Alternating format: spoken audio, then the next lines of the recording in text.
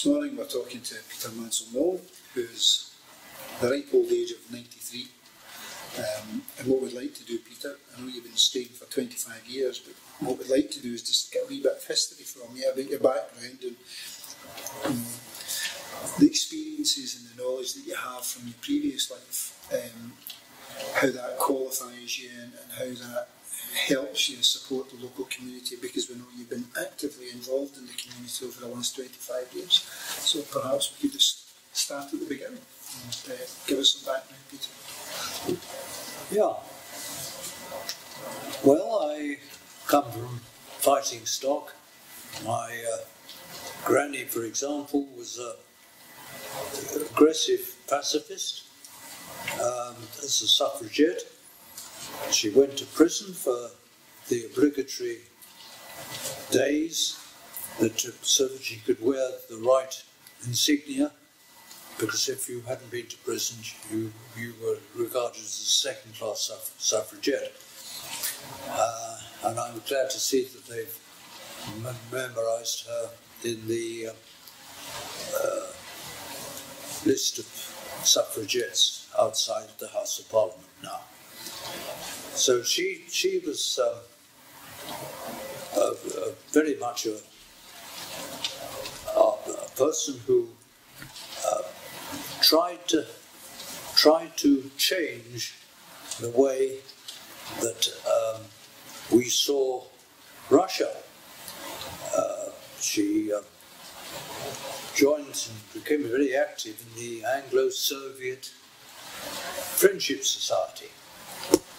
And I remember going to a garden party when I was about 6 with golden hair and being asked to hand a man called Paul Robeson an empty celebrational box.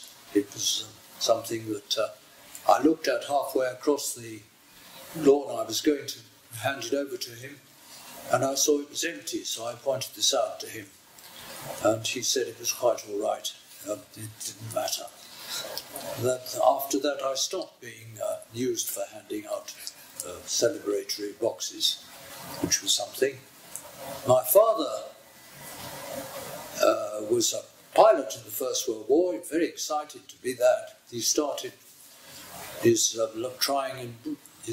flying training by going to Brooklands, and then eventually he got to France in the 1915, or it may have been early 16, and on his first trip out he got shot down. He was lucky to get shot down in one sense, that nobody had parachutes in those days, so if you didn't land, you didn't live. And he managed to land, but unfortunately he landed the wrong side of the lines, and so he became a prisoner of war for the rest of the war. And ever after that he hated having doors shut. So I lived my life as a young lad in perpetual draft. Anyway, he taught in the Second World War. He was teaching navigation. He returned to the RAF, taught navigation, and so we went to a boarding school, my brother and I, and in Oxford. And we were there most of the war. I was about 16 when the war ended. So at 18 I went into the army, as everybody did. The war was over. We had to do about 2 years. So I thought I'd try and do something interesting, so I found that I could join the intelligence corps, so I did. And after 6 months I was sent to Austria, where they put me in a place with one other person to watch how things were going politically in Austria. And it was they had just stopped being worried by the Nazis and become worried by the Russians. I made a mistake there because we only had 2 communists in this particular place where I lived because it was an agricultural area.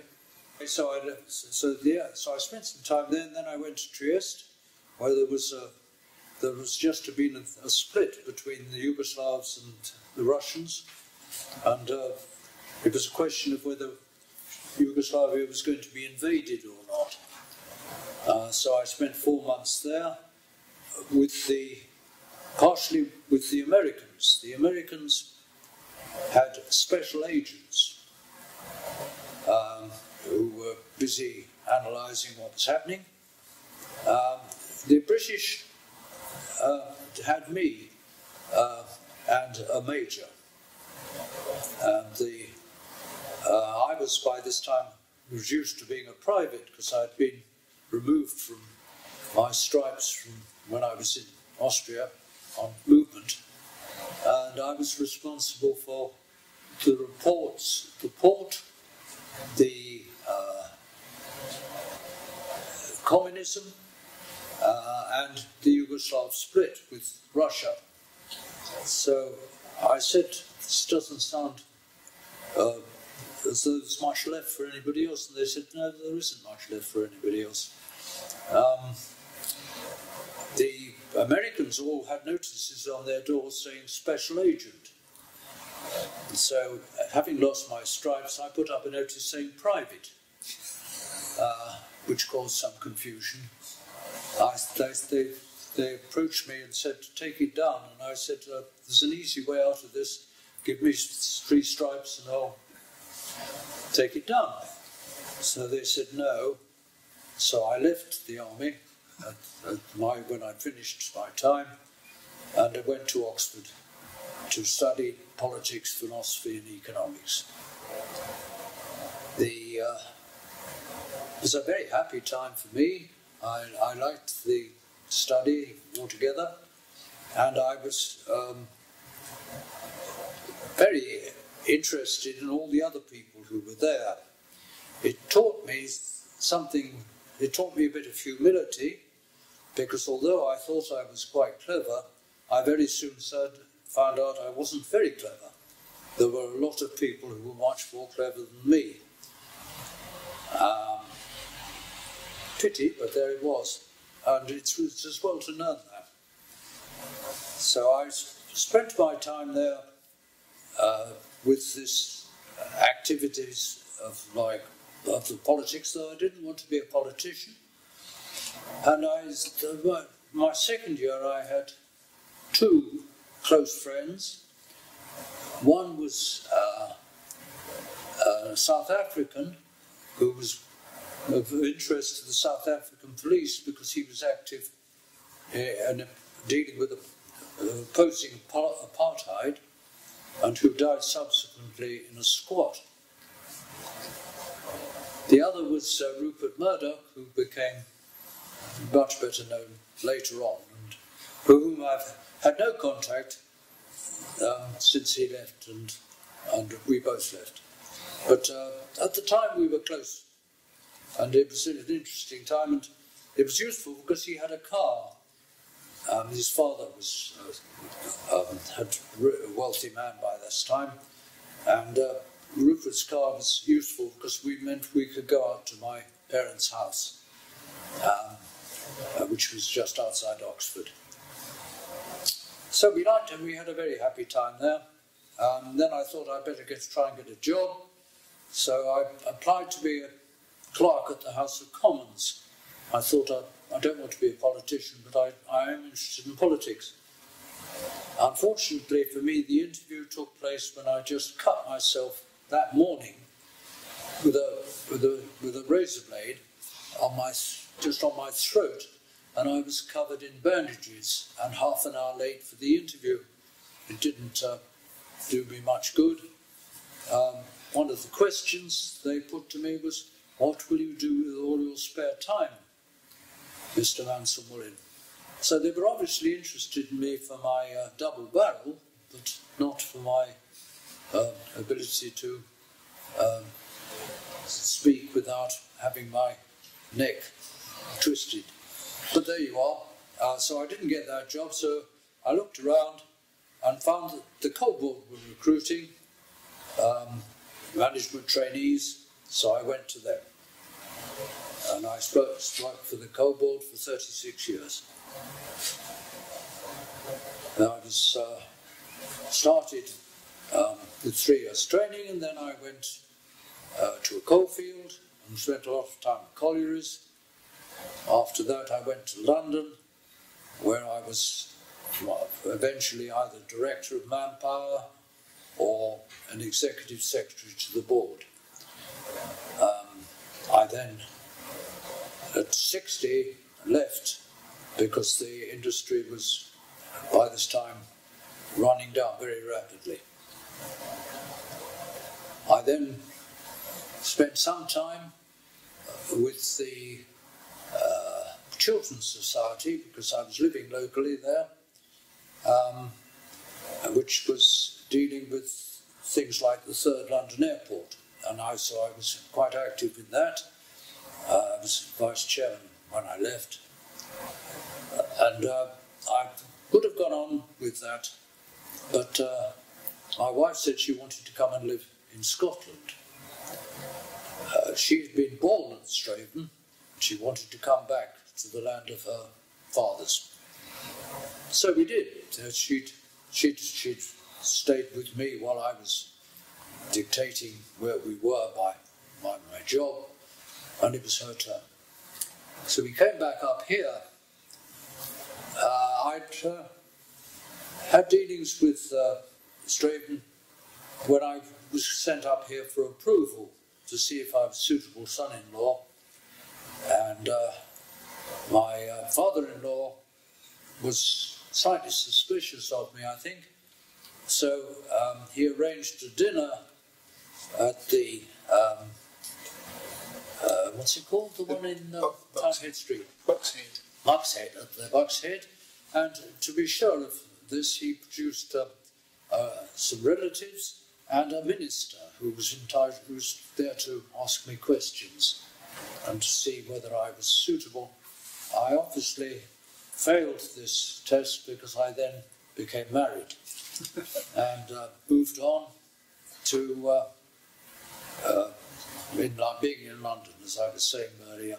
While I was studying politics, philosophy and economics, I only once appeared in front of the fellows of my college for interrogation. They wanted to see whether I was behaving suitably. And they said to the man who was teaching me philosophy, what does you think of his study of philosophy? Do you think he's making good progress? And the tutor said, Mr. Mansell Moullin finds philosophy very difficult. A silence followed.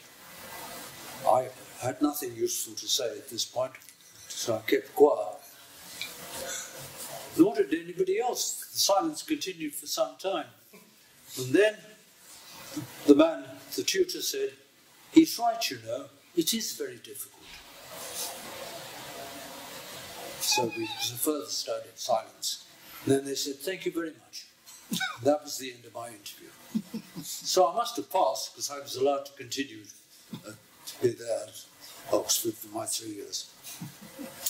Going back to the Russian, the communists, what was that story again?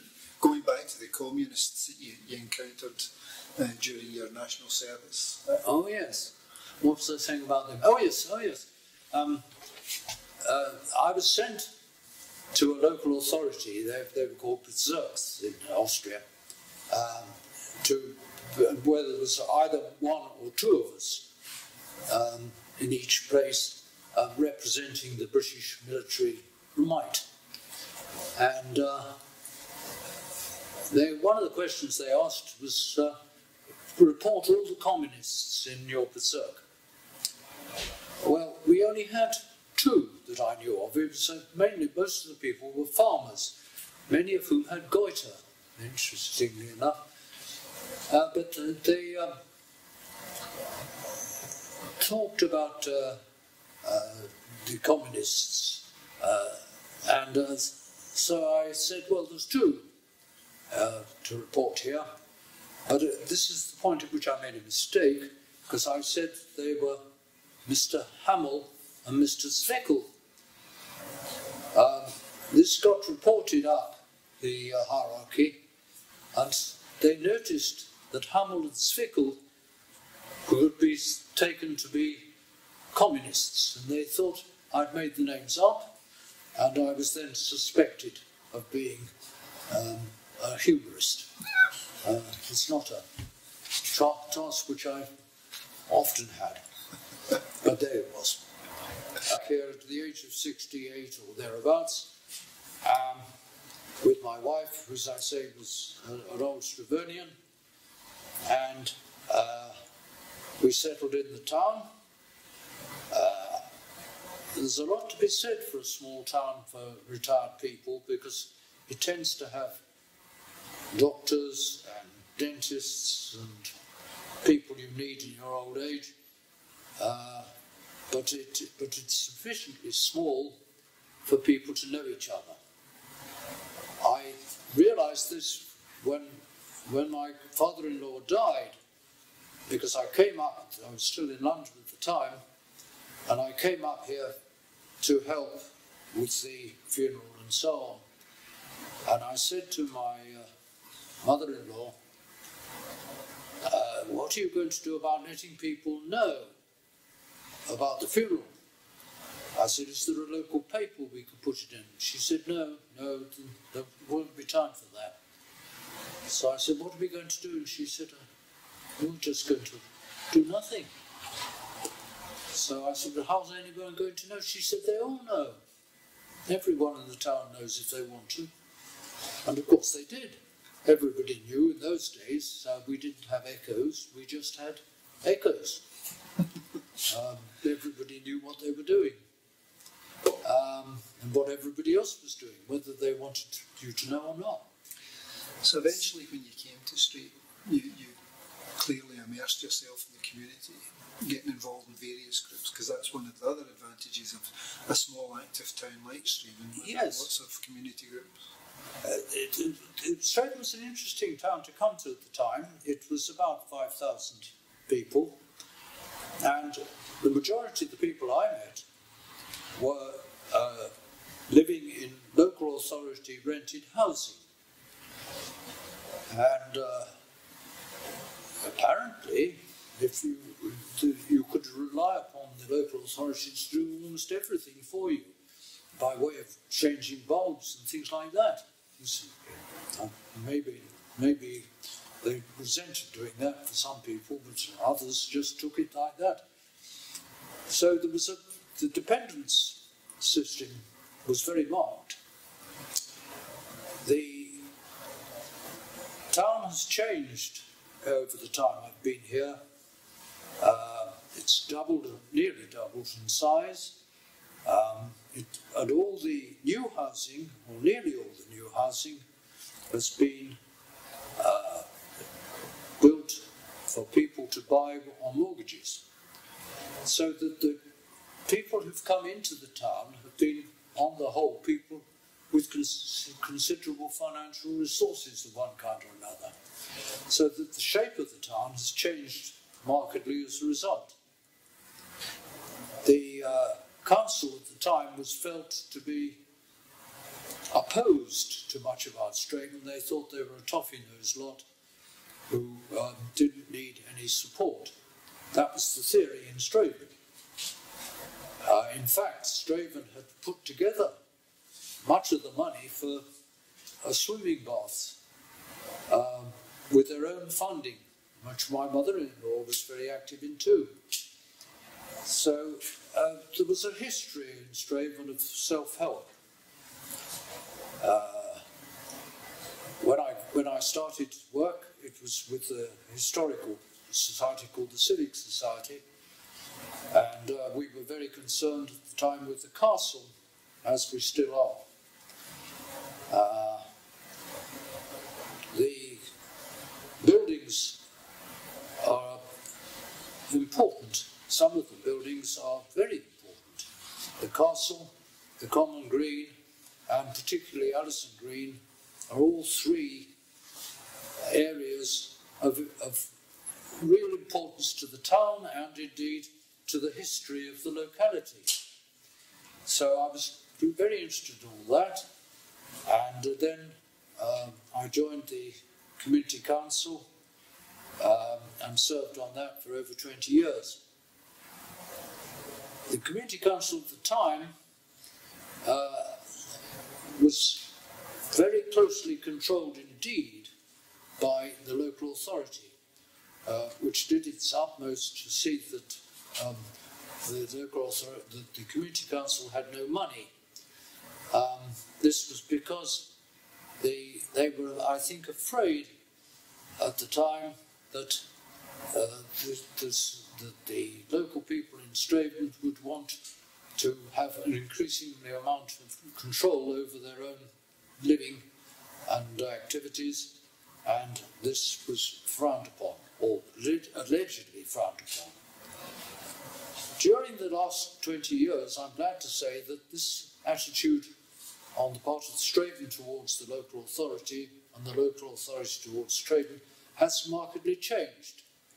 And you can see that, to take a similar example, in the case of the castle, where the council could very reasonably have taken the view that the place was falling down, and though they were very sorry, that was about as far as they were going to go.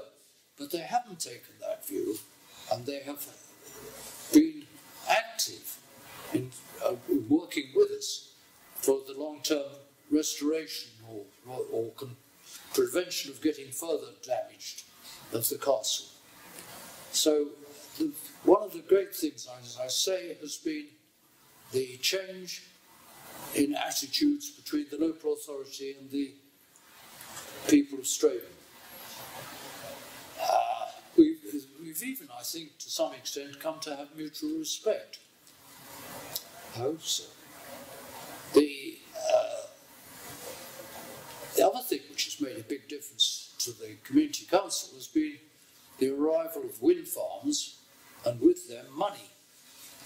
And nowadays the community council is in a position to spend money on local activities to a significant extent. You don't need very much money, but local bodies may very well need, say, £1,000 for something or other, which they haven't got, and so a small amount of wind farm money can be passed to them, and that can rejuvenate them. So if you look around Straven now, it's got a whole series of active bodies, and that, it seems to me, is very healthy. It was certainly not to anything like the same extent 20 years ago. You're speaking about some of the key buildings, historical buildings within Straven, and recently through the SLC and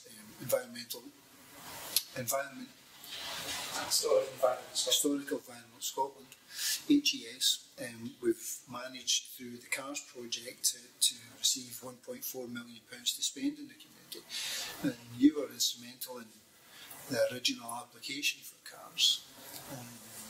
How did that come about, and what's your view on that? Well, I was saying a little while ago that we got to a stage of some mutual respect between the council and the town, or the representatives. And one example of this was the arrival of cars.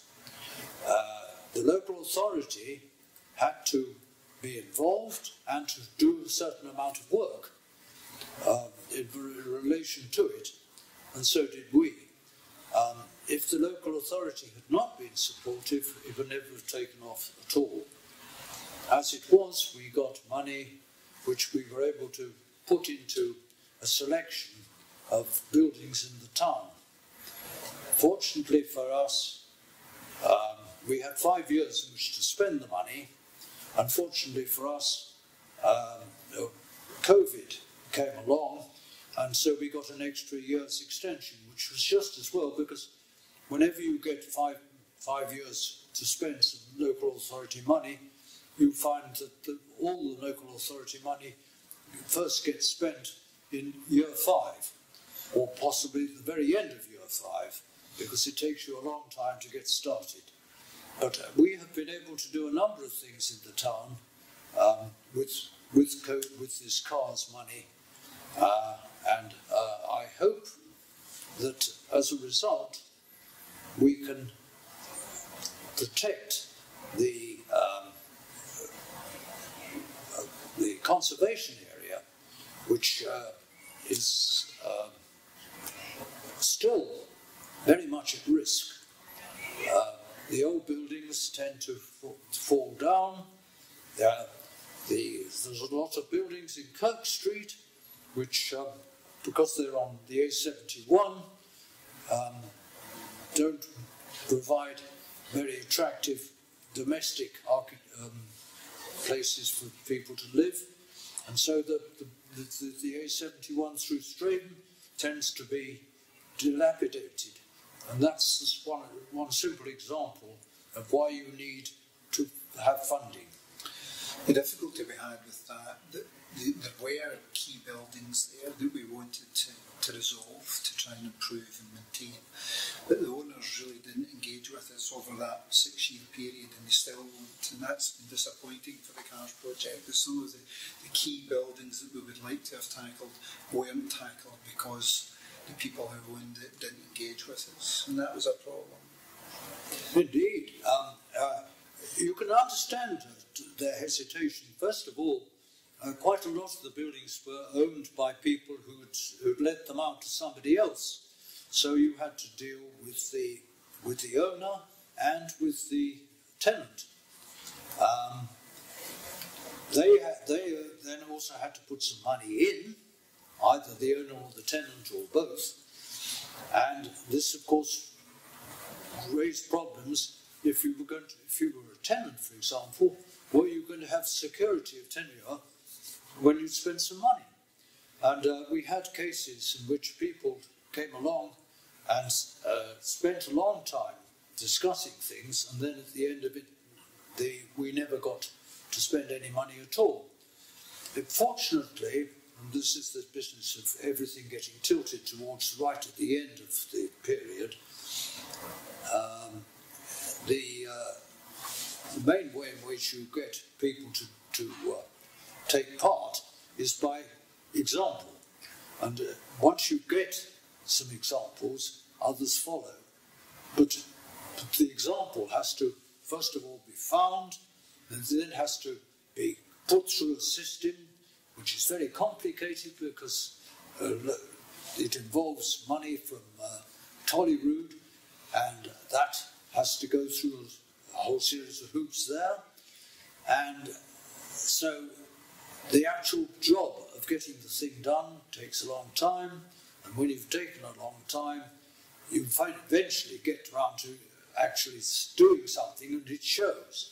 If you've got there by the end of year 5, you've done very well. I agree with you. So one of the other lasting elements of CARS is the educational side and our engagement with Straven Academy, which is key and important. We've got a project with them where it's a photography competition that will run for the next couple of years. We also provided money to Straven Academy for photographic equipment, and that's all really been part of the CARS project and part of the CARS objective, which is not just restoring the buildings but trying to create an awareness amongst younger people to value and treasure the history and the buildings within Straven, and that's part of the CARS project too, as you painted it and created it. That's true. One should say perhaps a word about the academy. During my time here, they knocked the old building down and built a new one. Fortunately for us, they built the new one in the middle of the town, and so the academy is still part of Straven, rather that is, as you'll see in a whole series of other places, new build has been on the outskirts. Yes, it's right in the middle, and the academy has become part of the rejuvenation of local authority, of local societies in the town. The more we can do with that, the better. It's good for the town, it's good for the academy, it's good for everyone. Yeah. So I say mutual respect was the key thing we got when we went for. And I remember when we went to talk to the people about the council, I said to that lady who was doing the work there, got us some money, got us started on the money for the castle. I said, why are you being so helpful? And she said, well, it's important. I said, well, I'm glad you see that. It is important. But you could so easily have taken the line, it's a ruin and we're not going to do anything about it. Okay. So you were involved in the Market Town initiative, which yes. in some ways was a precursor to yes. cars. So how did that come about, and what was the end result of that? The main people who started that was Chris Parkin. I think it was Chris who put us on to that. They got me to come along on this when we went to do the Market Town initiative, because I was on the community council and they wanted a local person. That's what it was. We went up there and I spieled it. I did quite a thing, because these people were all trying to suss out who was worthy of having funding, and so I did quite a spiel on this, and Chris was laughing at the whole thing. What was the primary objective of it? What were you trying to achieve? Money. It was money. We wanted money to do things. You've got to remember, in those days, there was no money at all, except a diminutive amount of the local authority for the community council, which was simply for stamps and hiring and having a computer or something like that. It was all for administration of the council as it stood. Mm-hmm. It wasn't the community council, it wasn't for anything doing it. And when we came later to redo the community council constitutions, which was done about 5 years ago, something like that, I spent a lot of time on that at the time, because it was the sort of thing that a bureaucrat like me could have a go at. And we got absolutely nothing out of them at all. There was no bend at all. Whereas we quoted other councils, community councils in, say, Ayrshire, places which had far more scope than we did. But say, Moulin's law applied, which was if you let the community council have some money, who knows? They may actually start asking questions and being awkward. So in fact, one of the things you can say about a council is it's a measure of its self-confidence, whether it allows other people to do things. So, what's your view on SLC then? Do you feel that they lack confidence because they held the purse strings and controlled what was done? I've known some people on the council who are good, particularly on roads. One of the lads there got to know at one time when I was dealing with roads. We ran a little group with them where we asked them to do things and they said no. We went on for 2 or 3 years until they discovered that this was going on and stopped it. But and it was highly technical, of course, which really everything. So they were always able to say we can't do that because of some technical reason. For example, I said to them at one stage, "What about making this a 20-mile-an-hour town?" And they said, "I said, do you think that's a good idea?" He said, not at this stage, because it would put them to work. Also involved with the Adams Community Trust. Yes. What was your objectives with that? What was your contribution? When I joined it, the objective was fairly simple, I think. The people who were interested all had young children. And the first thing which they wanted to do was to provide a facility in the park for young children. So we worked on that. Meanwhile, their children grew up.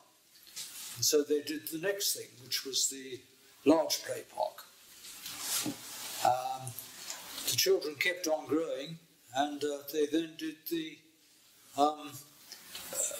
facility for exercises, exercise equipment in the park.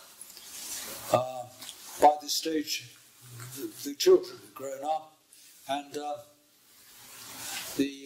so had the people in Adams Community Trust, and so it tended to have reached its natural limit.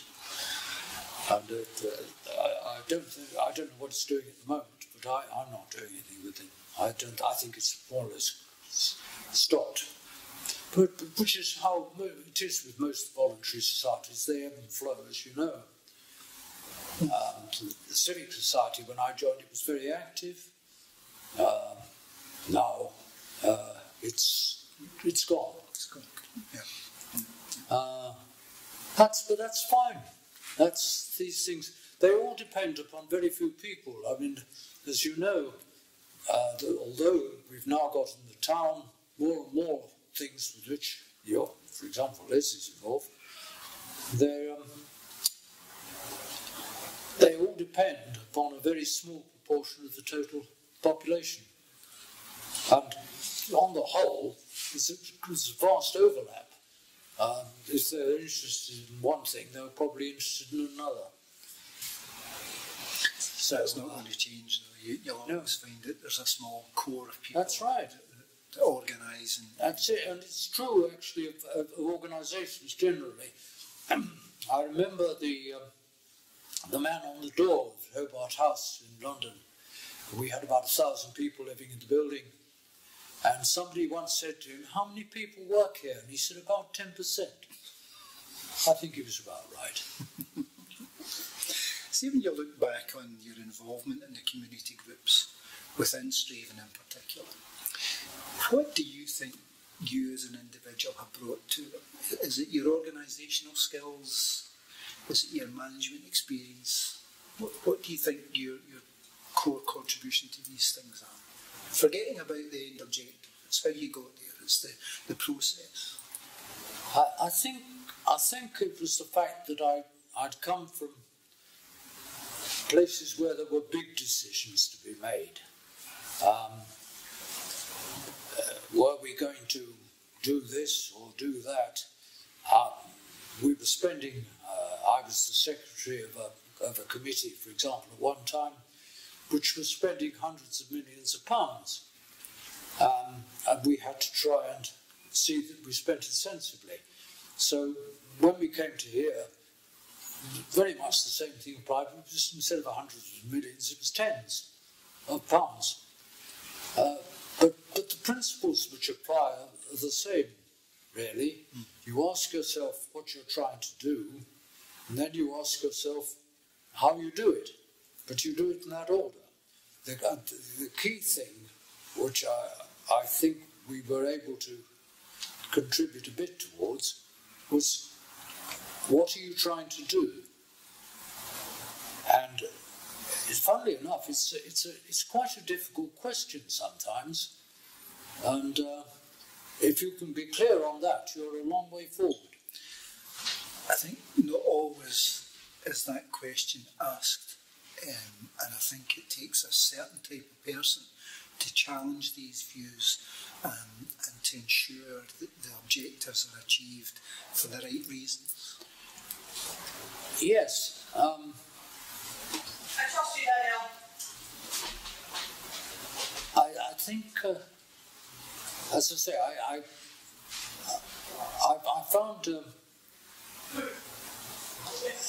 found when I came here that most people were very parochial in what they did and what they knew, which was good in a way, because being parochial is an appropriate thing in a parish, isn't it? Yeah. But I came from London and dealing with ministers and so on, and so it was different. What I did think was nice about it was that, on the whole, people listened and were affable, and I hope I wasn't sort of making out with my London ideas that I was in some way better, because it isn't better, it's just different. But that's the key thing, particularly in a kind of organisation. You need people with different views and different perspectives and different views. If there's 5 of you around the table and you all share the same view, there's probably 4 too many. So I think it's important, that people like you challenge other people's views and thoughts, not because you object to them, but because you test them. Yeah, well, I was surprised when Led says to me that when he first met me, he was a bit worried about it. I think the word was intimidated. Well, I didn't know that I was, but perhaps I am aggressive. You're challenging. I think that's the key thing. You're challenging for the right reasons. But people listen. But people take it. Yeah. That's what I find. I mean, so often when you challenge things, people immediately react aggressively to it. But on the whole, people were prepared to discuss. They were the people who were doing voluntary work in the town were people who were open to fresh ideas. If they hadn't been, if there'd been a sort of closed community defending itself from everything else, then we wouldn't have been able to make any contribution at all.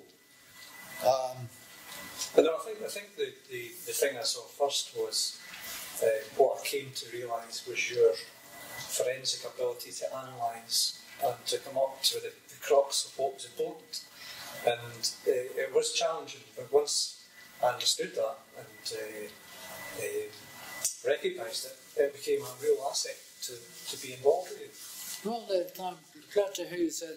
As I say, I've studied logic, as I told you in some brief we had earlier, when the fellows were asking how I was getting on, and the tutor said that I found philosophy very difficult.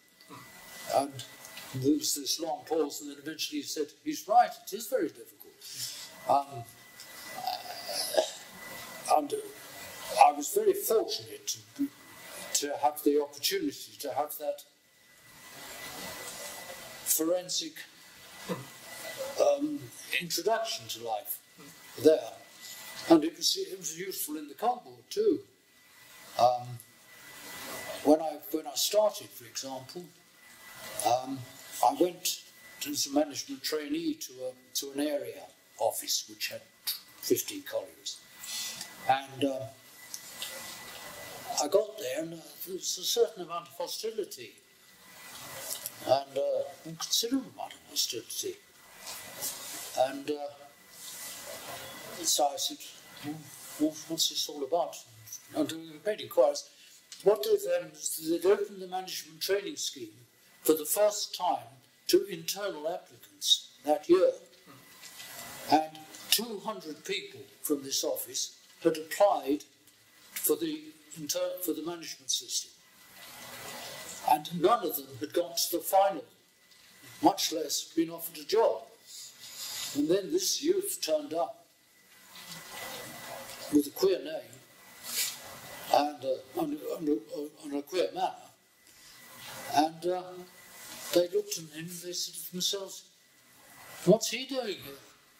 And the first thing they said to me was, if you come here to take our job? And I said, I don't think so, I don't like the look of it much. And there was another man who there was a splendid thing. He said, tell me, he said, do you play golf? So I said, no. He said, are you a mason? I said, no. He said, you're not going to like it here.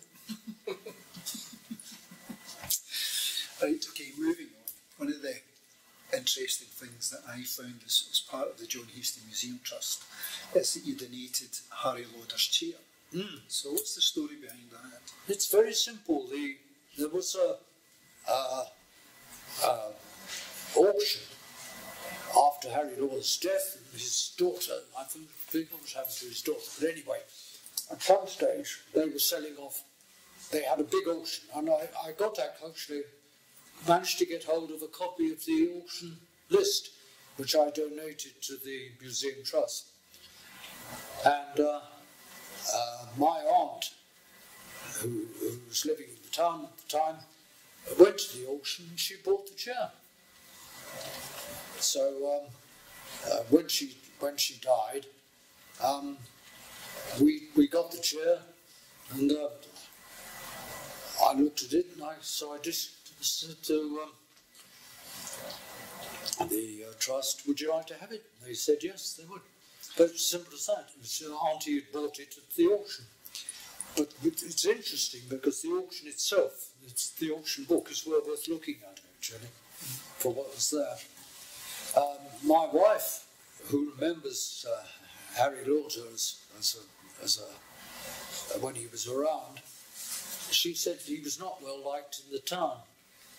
He was felt to be separate, and he didn't contribute much to it. She said that he was snobbish, which may well be true. I don't know. That was her opinion as a girl. When you say your aunt, is it your aunt on your side, or is it? No, this is my wife's side. Yes, because she was living here. All my relatives on my wife's side are the Stravonians. You see. Yep. My grandmother-in-law was a midwife. I don't think they were called midwives in those days. And Margot told me that when she was in a school, in one of her classes, most of the children in the class had been brought into the world by her granny. Which probably wasn't unusual at all. No, and I don't think she'd had any formal training at all.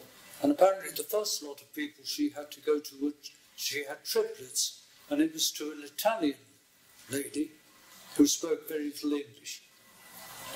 So it must have been a difficult time, I should think, for everyone. Okay. Yeah, so that's all there is to the thing, the Harry Lauder thing. But I've always wondered whether he came here because the Duke had the place up the road at whatever it's called, going up to Dungavel, yes. And I wondered whether he did that, whether he came here because of the Duke. I don't know. It's just a thought, because he seems to have been very keen on getting in with the nobility. The nobility actually is interesting because being a bit greedy with their workings, their coal workings, they demolished their original house in Hamilton, the Duke of Hamilton's house there. They took too much out, and they had too much substance. Okay, thank you very much, Peter. It's been interesting and rewarding listening to your story. No doubt it's rewarding, but it's interesting. No, it's definitely rewarding. You learn new stuff. Didn't know anything about your connection with Rupert Murdoch. That's interesting, yes. As I said, it stopped like that, did, when you think about it, looking back, because everybody went their own way. And as I say, the second year we were very close. The third year he was busy with a local magazine, surprise, surprise. And I joined as the correspondence secretary or something because he asked me to. And then I was working on my degree and things, and not interested anymore. Rupert didn't do any work with his degree much. I don't think he got a very good one. But what he did do, he was rather nice. He was in a place called Worcester College, and he donated 2 wallabies, which they kept in the grounds. And he was, the first year I knew him, he was on the ground floor, and above him was a nice man, as it turned out, Sir Andrew Cunningham, Baronet. And Sir Andrew, they had simple license to deal with their bodily needs, and he claimed that Sir Andrew Cunningham, Baronet, had thrown urine out the window past his thing. So he got very friendly with one of the fellows at the college, and the next year their positions were reversed. He had the room above, and Sir Andrew had the one underneath. So that was so he was a fixer from the word go. And funnily enough, he joined the Labour Party, the Labour Club in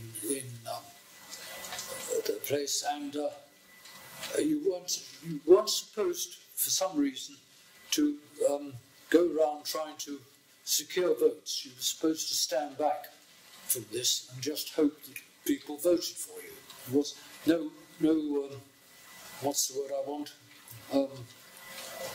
Lobbying. No lobbying.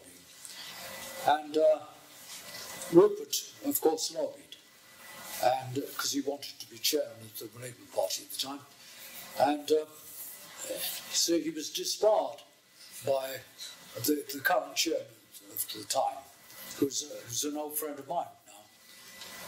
He said to me that one of the contributions he made to the world was to prevent Rupert from being a success politically. So he went back to journalism. What degree did Rupert Murdoch do? Was he doing the same degree? Yes, that's how we first met, yes. He was doing the same, well, when I say he was doing the same degree, he was theoretically doing the first degree, second degree. He did very little work.